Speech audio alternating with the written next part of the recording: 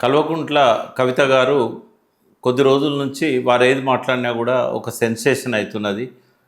వారి వీడియోస్ అన్నీ కూడా ట్రెండింగ్లో ఉన్నాయి. ఆమె గురించి ఒకసారి మనం జీవిత గమనాన్ని మననం చేసుకున్నట్టయితే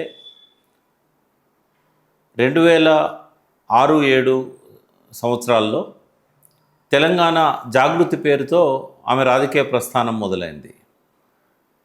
వాస్తవంగా అప్పటికే టీఆర్ఎస్ అనేది దేశ రాజకీయాల్లో ఒక చర్చనీయాంశంగా, ఒక ఆకర్షణీయంగా వెలుగొందిన సమయం అది. కేసీఆర్ గారు కేంద్ర మంత్రిగా కొనసాగుతున్న రోజులు. ఆ తర్వాత యూపీఏ నుంచి ఆయన బయటికి రావడం, జంతర్ మంతర్ దగ్గర 2 రోజుల నిరాహార దీక్ష చేసి మళ్ళీ ఉద్యమ బాట పట్టిన పరిస్థితి. సో అప్పటికి బతుకమ్మ ప్రాచుర్యంలో ఉంది. బహుజనుల బతుకమ్మ పేరుతో విమలక్క కానీ, దళితవాడల దగ్గర నుంచి దొరల ముంగిళ్ళ దాకా బతుకమ్మ పండుగను గ్రామాలలో సెలబ్రేట్ చేసుకున్న పరిస్థితి. కాబట్టి ఆనాడు దయనీయ పరిస్థితుల్లో ఎక్కడ కూడా చెరువుల్లో నీరుండకపోవడం, చెరువులన్నీ కూడా పాడైపోవడం, బతుకమ్మకు పూలు దొరకక కాగిత పూలతో బతుకమ్మలను పేర్చుకోవడం, ఇట్లాంటి పరిస్థితి ఉన్న సమయంలో తెలంగాణ ఉద్యమ ప్రతీకగా ఆ బతుకమ్మను ఒక ఐకాన్గా తీసుకొచ్చిన ఖ్యాతి మాత్రం అది కవిత గారికే దక్కుతుంది. తెలంగాణ జాగృతిని ఒక సాంస్కృతిక వేదికగా ఆమె మలచగలిగారు. సో ఆ తర్వాత కాలంలో ఉద్యమంలో చాలా కీలక పాత్ర వహించిన ఎంతోమంది కార్యకర్తల్లో, నాయకుల్లో కవిత గారు కూడా ఉన్నారు. సో అదే సమయంలో కేటీఆర్ గారు పార్టీలోకి వచ్చి సిరిసిల్ల ఎమ్మెల్యేగా ముందు 171 ఓట్లతో మెజార్టీతో గెలిచి, మళ్ళీ 1 సంవత్సరం తర్వాత అందరు ఎమ్మెల్యేలు రాజీనామా చేసినప్పుడు తను కూడా చేసి ఉప ఎన్నికలో భారీ మెజార్టీతో గెలవడం జరిగింది. సో ఇద్దరు కూడా రాజకీయాల్లో తమదైన ముద్ర వేసుకున్న సందర్భం అది. అప్పుడు ఉద్యమ ప్రస్థానం కాబట్టి, ఉద్యమంలో వాళ్ళు వచ్చారు కాబట్టి ఏ ఒక్కరు కూడా ప్రశ్నించలేదు. ఎందుకంటే కేసీఆర్ గారు పార్టీ పెట్టిన తొలి రోజుల్లో తన వెంటే నేను ఉన్నప్పుడు, మా పిల్లలు అమెరికాలో చదువుతున్నారు, వాళ్ళు మంచి ఉద్యోగాల్లో కూడా ఉన్నారు, వాళ్ళు ఎప్పుడు కూడా ఇక్కడికి రారు, రాజకీయాల్లో నాకు ఈ వారసత్వం ఇట్లాంటి సమస్యలు ఉండవు, మియా బీబీ మేమిద్దరమే, తెలంగాణ అంతా కూడా నా కుటుంబమే అని కేసీఆర్ గారు అన్నారు. కాబట్టి ఎవరైనా ప్రశ్నిస్తారేమో అని అనుకున్నాం. కానీ కవిత గారు ఉద్యమంలో తండ్రికి సహాయంగా జాగృతి పేరుతో వచ్చిన, కేటీఆర్ గారు ఎమ్మెల్యేగా వచ్చినా కూడా ఎవరూ ఆ రోజు తప్పు పట్టలేదు. కానీ తర్వాత ఎన్నికలలో వాళ్ళు పాల్గొనడం, గెలవడం, 2014లో తెలంగాణ వచ్చిన తర్వాత ఎంపీ ఎన్నికలలో తెలంగాణ బిల్లు రాష్ట్రపతి సంతకమైంది, ఇంకా ఆవిర్భావం కాలేదు. రేపు జూన్ 2 కాబట్టి ఈ జూన్ 2 నాటికి 11 సంవత్సరాలు పూర్తి చేసుకొని ఇవాళ 12వ సంవత్సరంలోకి తెలంగాణ రాష్ట్రం అడుగు పెడుతున్న సందర్భంగా ట్రెండింగ్ సబ్జెక్ట్ కాబట్టి కవిత గారి గురించి మాట్లాడాలనుకున్నాను. సో ఈ గత వారం రోజులుగా, గత నెల టీఆర్ఎస్ రజతోత్సవ సభ వరంగల్లో విజయవంతమైన తర్వాత మళ్ళీ టీఆర్ఎస్ వైపు ప్రజలు చూస్తున్నారు. ఆ సక్సెస్ అనేది ఒక నమ్మకాన్ని తెలంగాణ ప్రజల్లో కొంత కలిగించింది. శత్రువులు కూడా చాలా బాగా జరిగింది సభ అని అంగీకరించక తప్పని పరిస్థితి వచ్చింది. సో ఈ సమయంలో ఈ నెల 2వ తేదీన, మే నెల 2వ తేదీన కవిత గారు తన తండ్రిని ఉద్దేశించి ఒక బిడ్డగా ఒక లేఖ రాశారు. ఆ లేఖ గత వారం పత్రికలకు వెల్లడై వివాదాస్పదమైన సంగతి తెలిసిందే. సరే, ఆ లేఖలో అంశాలు ఫీడ్బ్యాక్ లాగానే చెప్పారు, తన అభిప్రాయంలాగా కాకుండా.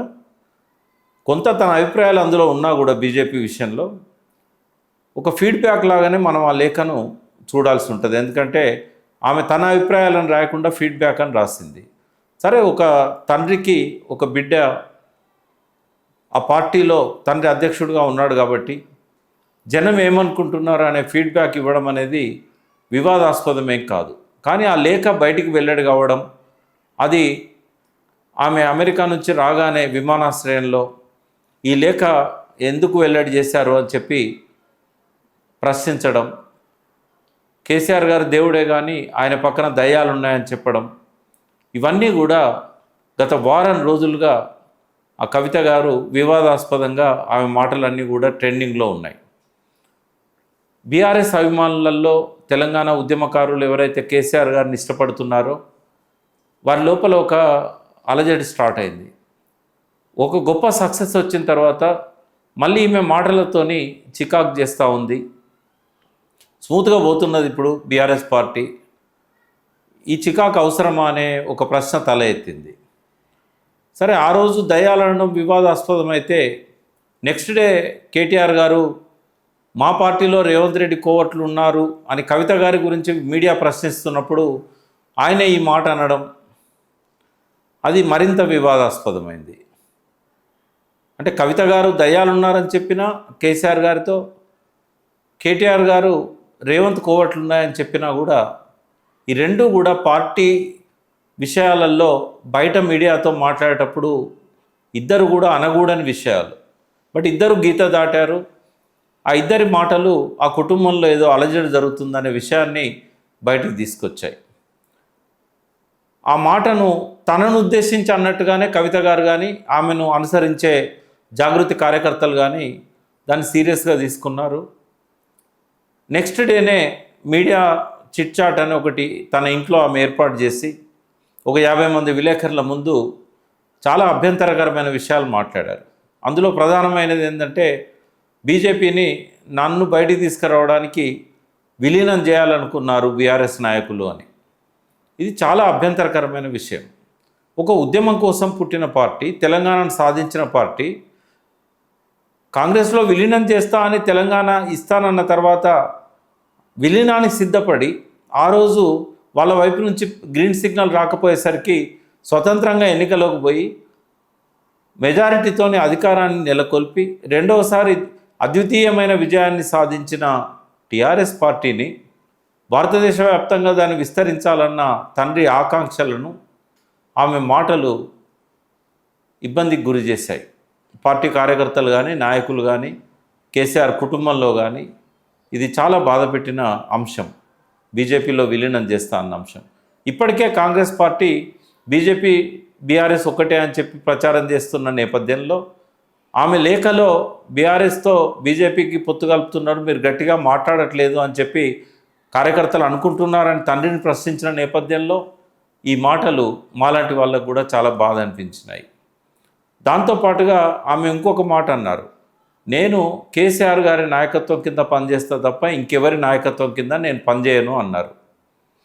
అన్నప్పుడు ఖచ్చితంగా సీఎం పదవి కోసం ఇద్దరూ పోటీ పడుతున్నారనే ఒక మెసేజ్ బయటికి రానే వచ్చింది. సరే, మనసులో ఇద్దరికీ సీఎం కావాలనే ఆకాంక్ష ఉండడంలో తప్పు లేదు. కానీ తెలంగాణ ఉద్యమకారుల్లో ఇదేమన్నా వాళ్ళ ఆస్తినా? తెలంగాణ సీఎం పదవి అనేది కేసీఆర్ గారి ఆస్తి కాదు కదా. ఆస్తి కోసం ఇద్దరు పోటీ పడవచ్చు, కానీ సీఎం పదవి కోసం ఇద్దరు పోటీ పడడం అనేది ఇది ఆస్తి అని చెప్పి ప్రశ్నించే పరిస్థితి ఉన్నది. నాకు కూడా చాలామంది ఫోన్లు చేశారు, వీళ్ళిద్దరు ఎందుకు ఇట్లా కొట్లాడుకుంటున్నారు, కేసీఆర్ నాయకత్వం కిందనే పనిచేస్తా అని చెప్పడం అంటే రేపు కేటీఆర్ గారు అధ్యక్షుడైనా లేదా ముఖ్యమంత్రి అయినా ఆయన నాయకత్వం కింద పనిచేయను అనేది ఒక స్పష్టంగా ఆమె సంకేతాన్ని ఇవ్వగలిగింది. ఇది ఆ కుటుంబంలో చిచ్చు పెడుతున్నది అని చెప్పి మీలాంటి వాళ్ళన్నా జోక్యం చేసుకొని వాళ్ళతో మాట్లాడి ఒక సంయమనాన్ని తీసుకురండి, సఖ్యతను తీసుకురండి అని చెప్పి చాలామంది 60-70 ఏళ్ళు పైబడ్డ తెలంగాణ ఆనాటి ఉద్యమకారులు కానీ ఈనాటి మాతో పాటు మలిదశ ఉద్యమంలో చురుగ్గా ఉన్నవాళ్ళు కానీ వాళ్ళు చాలామంది ఫోన్లు చేయడం అడగడం జరిగింది. సరే, ఇట్లాంటి పరిస్థితుల్లో ఇవాళ ఒక ప్రెస్ మీట్ పెట్టడం ద్వారా కవిత తన మార్గాన్ని స్పష్టంగా ఆమె డిక్లేర్ చేయడం జరిగింది. నాకు బాగా నచ్చింది. కొద్దిసేపటి కిందనే ఈ ప్రెస్ మీట్ అయింది. నాకు బాగా నచ్చింది ఏంటంటే కేసీఆర్కు 2 కళ్ళు, ఒకటి బీఆర్ఎస్, రెండవ కన్ను జాగృతి అని చెప్పింది. అంటే తన ఎట్టి పరిస్థితుల్లో కూడా కేసీఆర్ గారిని విభేదించడం లేదు, కేసీఆర్ గారి నాయకత్వం కింద 100% పనిచేస్తానని చెప్పి స్పష్టత చేయడం ద్వారా తను మరొక రాజకీయ పార్టీని ఇప్పట్లో పెట్టే ఆలోచన లేదు అనేది ఆమె స్పష్టం చేసింది. ఈ రోజు వరకు కూడా ఆమె ఇంకొక పార్టీ పెట్టబోతున్నదని కొన్ని వీడియో ఛానళ్ళు అయితే అత్యుత్సాహంతో కొన్ని పేర్లను కూడా ప్రకటించాయి. ఆమె పరోక్షంగా రిజిస్టర్ చేసినట్టుగా పార్టీని, లేదా ఇతరులు రిజిస్టర్ చేసిన పార్టీని కొంటున్నట్టుగా ఇట్లా కూడా ప్రచారం చేశాయి. కానీ ఇవాళ ఆమె ఇచ్చిన ఈ క్లారిటీ, ఈ స్పష్టత ఏదైతే ఉన్నదో ఇవాళ తెలంగాణ సమాజంలో ప్రతి ఒక్కరికి కూడా ఆమె ఏ బాట పడుతున్నారనేది స్పష్టంగా అర్థమైంది. అయితే ఒక్క విషయం మాత్రం అది అట్లాగే ఉంటుంది. ఆమె కేసీఆర్ నాయకత్వం కిందనే పనిచేస్తా అని చెప్పడం, ఎప్పుడైనా రేపు కేటీఆర్ గారికి అధ్యక్ష బాధ్యతలు ఇచ్చినా లేక సీఎం పదవిని కేసీఆర్ గారు ఆయనపై ఆయనను ఒప్పించి సీఎంగా ఆయన నియమించినా కూడా అప్పుడు మళ్ళీ వైరం మొదలవుతుంది అని చెప్పడానికి ఆస్కారం ఉన్నది. కాబట్టి ఈరోజు కవిత గారు మాట్లాడిన మాటల ద్వారా ఈ వారం రోజులుగా చెలరేగుతున్న వివాదానికి ఒక ఫుల్ స్టాప్ పడాలని చెప్పి నేను ఆశిస్తున్నా, కోరుకుంటున్నా. ఎందుకంటే కేసీఆర్ నాయకత్వం కింద పనిచేస్తా అనడంలో బేషరతుగా ఎటువంటి షరతులు లేకుండా ఆమె ఒక మంచి నిర్ణయం తీసుకున్నారని చెప్పి నేను భావిస్తున్నా. ఒకవేళ ఆమె సీఎం పదవికి పోటీ పడాలని ఉంటే అది ఆమె వ్యక్తిగత ఇష్టం, ఎవరు కూడా అనర్హులు కాదు. రాజ్యాంగంలో బిడ్డ సీఎం పదవికి పోటీ పడకూడదని ఎక్కడా లేదు, కొడుకు విషయంలో కూడా ఎక్కడా లేదు. కేటీఆర్ గారు తన సమర్థతను ఇప్పటికే నిరూపించుకున్నారు.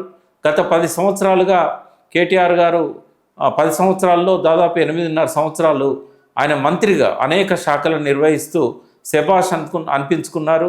ఓట్ల రూపంలో కూడా ఆయన మున్సిపల్ అడ్మినిస్ట్రేషన్, ఇండస్ట్రీస్, ఐటీ ఈ 3 కూడా అర్బన్ ప్రాంతాలలోనే ప్రభావితం చేసే శాఖలు.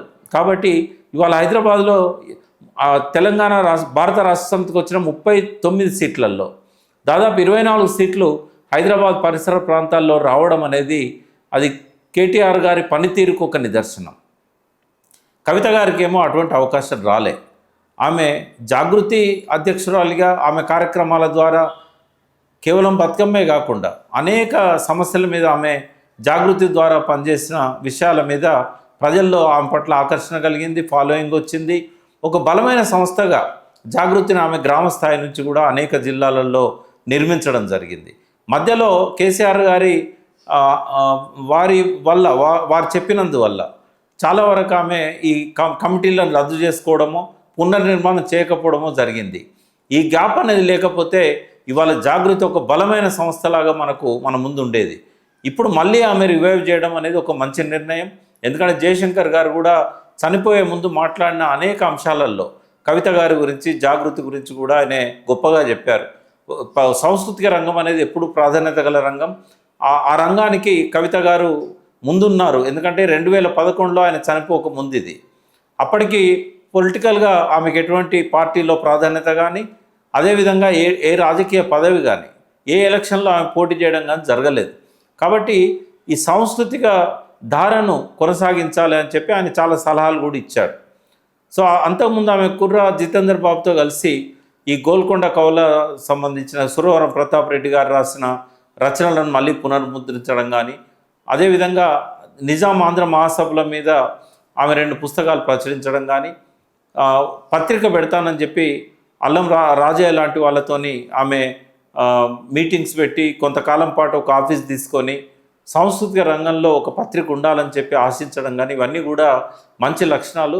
సో ఇప్పుడు కవిత గారు జాగృతిని బలోపేతం చేయడం ద్వారా, కేసీఆర్ గారికి రెండవ కన్నుగా ఉంటామని చెప్పడం ద్వారా జయశంకర్ గారు ఏదైతే ఆశించారో అది ఆ సాంస్కృతిక ధార కొనసాగాలని నేను కోరుకుంటున్నా.